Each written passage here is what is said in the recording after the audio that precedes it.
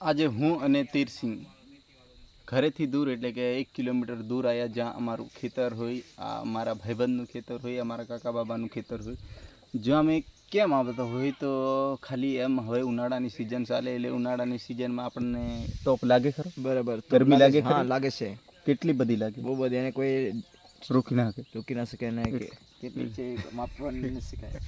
રોકી ના શકે એટલે કે માપી એને પણ નહીં શકાય. એસી બેસી પંખા બંખા રોકી શકે, પણ એ બી ઘરમાં જ રોકી શકે, આખી બધી ના રોકી શકે.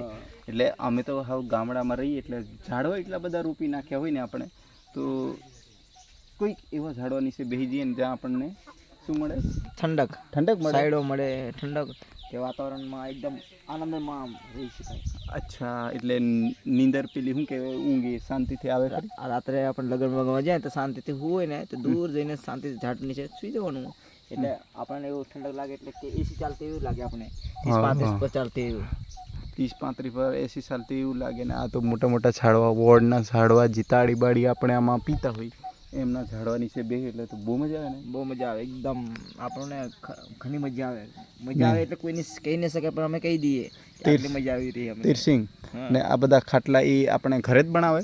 આ બધા બધી કલાત્મક, ગામડામાં બહુ બધી લોકોને બધી કલાત્મક હોય, બધી આવડત હોય છે કે આવડત ને આ બધા કુકડા મરઘા એ પાલે. અત્યારે કામ કરીને આવેલા છે સાઈડે, ખેતરમાં ઘણું બહુ બધું કામ કરે છે.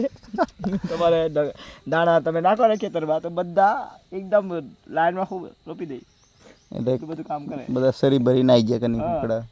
એટલે અત્યારે છે ને વિહામણો કરી રહ્યા છે. દેખો, તમે કદાચ ચોપડીમાં જોયું હોય, કંઈક ભણ્યા હોય, જેનું નામ લેતા હોય, આઈ ટુંડવીન બાબા ટુંડવો મોટી સડલીમાં આવેલા છે, જે અહીંયા દેખાય, પણ અહીંયાથી એકદમ તમને પરફેક્ટ ના દેખાય. અત્યારે જોડીમાં છે એટલે આપણે એક જ દેખાય છે, બાકી એક જ દેખાય બંને બસ. છે. પતિ પત્ની એ રીતે ગણવામાં આવે છે. એનું નામ બાબા ટુંડુ અને આઈ ટુંડુ. આઈ ટુંડી, એટલે આ પ્રમાણે છે. સમજી ગયો મેં બી.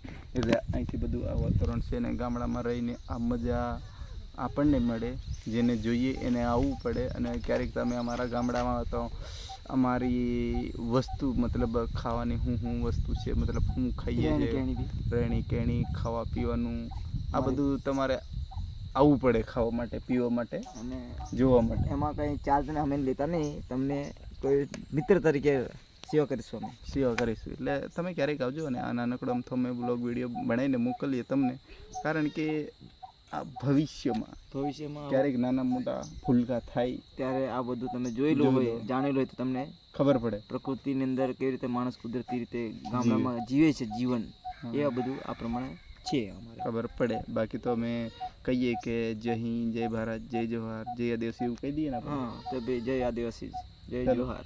મળીએ પાછા, મળીશું કોઈ દિવસ પાછા ફરી આવા નવા ચહેરા સાથે. એટલે કે ચહેરો આવો જ હશે, પણ ક્યારેક મૂછ હોય કે ના હોય, આ તીરસિંહ ટીકો મૂકેલો હોય કે ના હોય, પણ તીરસિંહ હશે. એટલે આગળ આપણે આ જીવન કઈ રીતે મળશું કોઈ દિવસ, તો રસ્તામાં હાથ મિલાવટ કરશું, કાં તો દૂરથી જય શ્રી રામ SMS માં હા મેસેજ કરશું, વોટ્સઅપ હાય હેલો લાઈક કરશું, કદાચ યુટ્યુબ પર